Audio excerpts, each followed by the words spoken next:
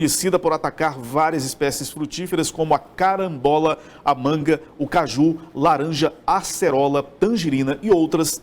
A chamada mosca da carambola é originária do sul da Ásia e foi introduzida no continente americano através do Suriname, isso em meados de 1975. As larvas costumam penetrar no fruto e alimentam-se de seu interior, podendo destruí-lo completamente. Daí, a importância de se combater. Em nossa região, não temos casos registrados, mas as autoridades mantêm um rígido trabalho de monitoramento. Para falar mais sobre esse assunto, o Expedição Agro recebe aqui no estúdio o coordenador de defesa agropecuária do Piauí, Isaías Marques. Isaías, muito bom dia, seja bem-vindo. Bom dia, Francisco. Bom dia, telespectadores da Band e do Expedição Agro. Bom, vamos começar então explicando o que é a mosca da carambola. Então, a mosca da carambola é um inseto, certo? É um díptero. É um inseto que originariamente, como você falou, foi relatado, surgiu na década de 70, meados de 75, lá na Indonésia, e de lá ela migrou devido ao fluxo, principalmente de parentes, de pessoal do Suriname com a Indonésia. Então houve esse fluxo, esse trânsito de pessoas, consequentemente trazendo frutas. E aí os primeiros relatos aqui no continente americano, na década de 70. Então, é um inseto muito pequeno, chega a ter aproximadamente 4 milímetros de tamanho, né? E tem um ciclo de vida muito rápido, mas faz um estrago muito grande. E apesar do nome, mosca da carambola, ele... como a gente falou aqui no início, está presente também, ele consegue, se introduzir em outras frutas, não somente na carambola. A literatura já relata mais de 100 espécies frutíferas que ela é hospedeira, a hospedeira dela, né, da mosca. Desse gênero, da Bactrócera. A gente tem outros 2 gêneros, que é a Anastrefa e Ceratides. São moscas das frutas, certo? Mas essa Bactrócera, especialmente, ela causa um dano muito grande e o leque de hospedeiros dela também é muito grande. Por conta disso, a importância econômica é muito forte, porque é difícil de contenção. Ela não tem uma especificidade somente na carambola. Então ela vai de jaca, banana, até na banana já tem relatos que ela é praga da bananeira também. E há um risco direto para a saúde, por exemplo, da pessoa que porventura consome? Não.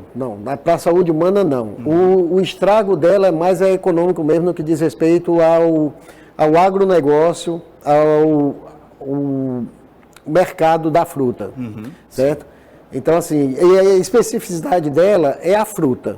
Então, o dano dela é na fruta. Destruir a fruta. Chega a causar... Fazendo aqui até uma analogia, ela é como se fosse, um câncer na fruta, né? Ela vai consumindo, destruindo. Deixa eu tentar explicar aqui para você, mais ou menos assim. O inseto adulto, a fêmea, ela faz ovoposição na fruta a partir do estágio que a gente chama de vez, quando a fruta está de vez ainda, certo? A fêmea faz a ovoposição através do seu aparelho reprodutor, furando a pele da fruta e coloca o ovo lá dentro. Uma fêmea adulta, no seu ciclo de vida, chega a colocar até 1.500 ovos, certo? Então ela faz a ovoposição, dali a 3 a 8 dias a larva eclode, e essa larva sai comendo a polpa da fruta, certo?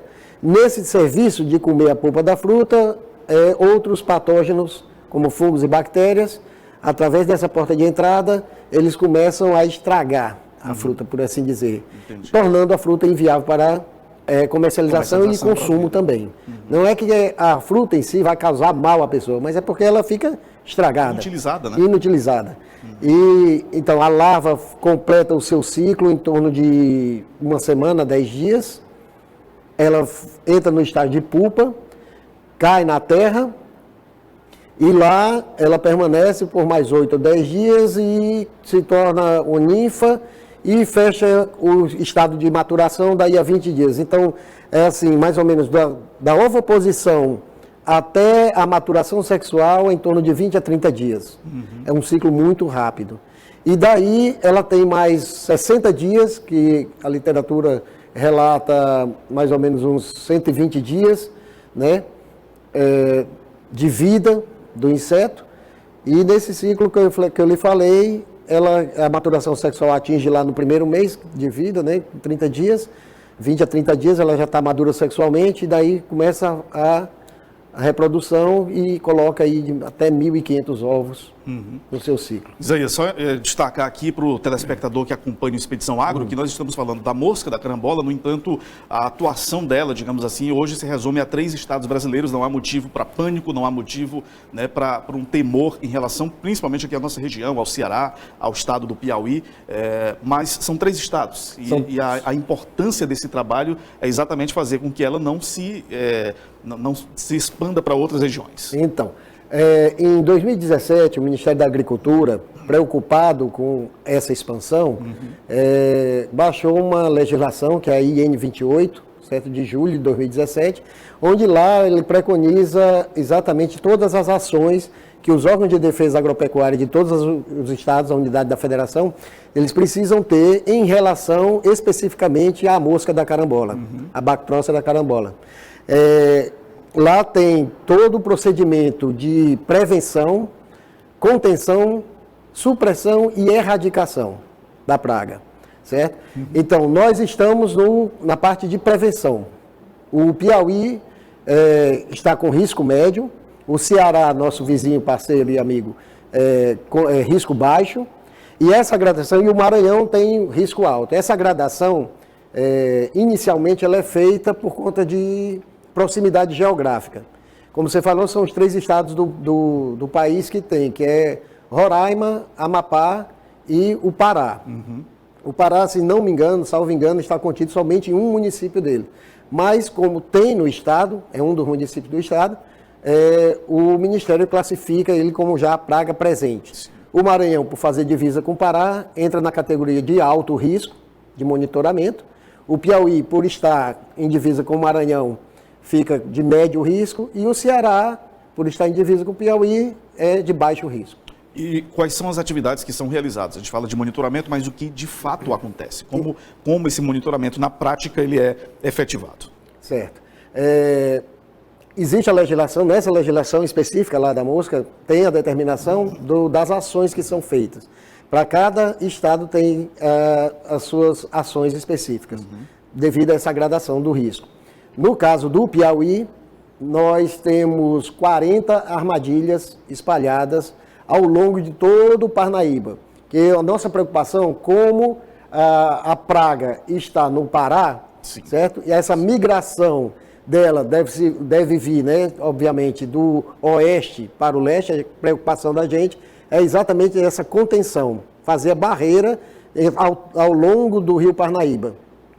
Com a divisa com o Maranhão. Tá?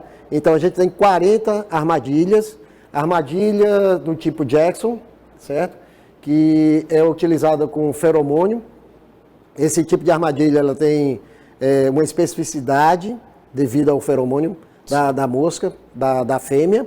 Ela atrai somente o macho, então é um controle que é feito de erradicação de macho. A gente monitora colocando as armadilhas e vendo se aparece o macho nela, através do cheiro, né? Do olfato dele. Então, como eu falei, de Parnaíba, do Piauí, até Cristalândia, Santa Filomena, a gente tem armadilhas espalhadas, certo? Ao longo dessa margem do Parnaíba. E qual é a periodicidade do monitoramento? Ela é feita a cada 10 dias, 15 dias? Como é que funciona? Então, só para você ter noção, aqui Teresina, devido ao fluxo e por ser a capital e o fluxo maior, o trânsito maior de pessoas e, consequentemente, de frutas, só aqui a gente tem 25% dessas armadilhas, ou seja, 10 armadilhas estão aqui, das 40 que nós temos no Piauí. Sim. Isso porque a legislação determina que sejam 40 armadilhas, né, para estado de risco médio. O nosso vizinho Ceará, se não me engano, a legislação determina que sejam apenas 10 armadilhas. Tá? E o órgão estadual de defesa é quem determina aonde serão colocadas estrategicamente essas armadilhas. Pois bem, a periodicidade é a cada 15 dias a gente faz. Dependendo do risco, como eu lhe falei, dependendo do fluxo, do trânsito, a literatura preconiza que quanto menos se fizer esse monitoramento, se for possível que se faça semanalmente, né, a visita a essas armadilhas para se verificar a presença ou não do inseto lá, é o ideal, se fosse semanalmente. Mas por conta de logística, de estrutura, né, do aparelhamento que a gente tem, tanto de pessoal quanto de material, a gente faz a cada 15 dias. Sim. Certo? Bom, para as pessoas que estão nos acompanhando, para quem assiste a Expedição Agro aqui no Piauí, também no estado do Ceará, é importante mais uma vez reforçar. Não há casos, não há indícios, mas o trabalho ele deve ser contínuo, até porque hoje já é regido, né, por uma normativa federal. Os estados são obrigados a cumprir esse protocolo, não há motivo para pânico, mas é preciso sempre não baixar a guarda em relação a esse tipo de situação, pois estamos falando de uma mosca que pode sim ser muito prejudicial, em especial, como Isaías falou, para a economia, do ponto de vista, né, de afetar as questões econômicas do agronegócio. E principalmente no nosso país, um país tropical, um país com uma grande capacidade de produção frutífera, é preciso sim garantir essa preservação, não é isso, Isaías? Exatamente.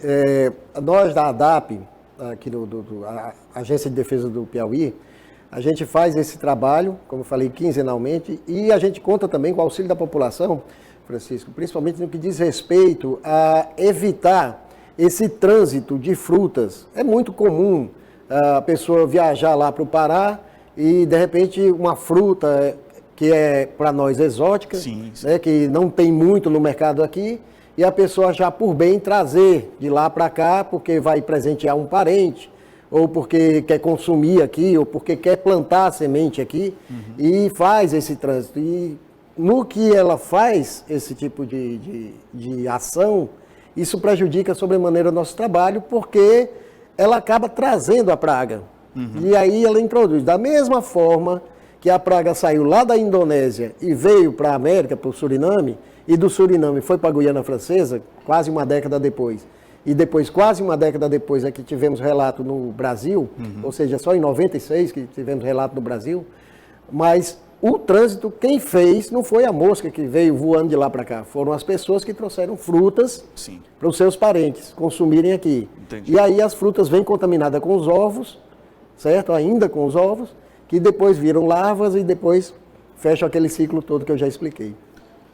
Então a gente aqui da ADAP, né, pede a compreensão da comunidade que evitem esse trânsito de frutas, certo? Porque isso faz com que haja uma disseminação da praga e aí a gente não tem controle. Isaías, muito didática as suas explicações, a sua entrevista em relação a esse tema. Eu quero agradecer a disponibilidade em conversar e esclarecer melhor para o nosso telespectador a respeito desse assunto tão importante. Muito obrigado. Eu que agradeço e digo para vocês que a ADAP, né, está sempre aberta a novos questionamentos, a outras pautas que aparecerem, no que a gente puder ajudar, e estamos aqui ao dispor.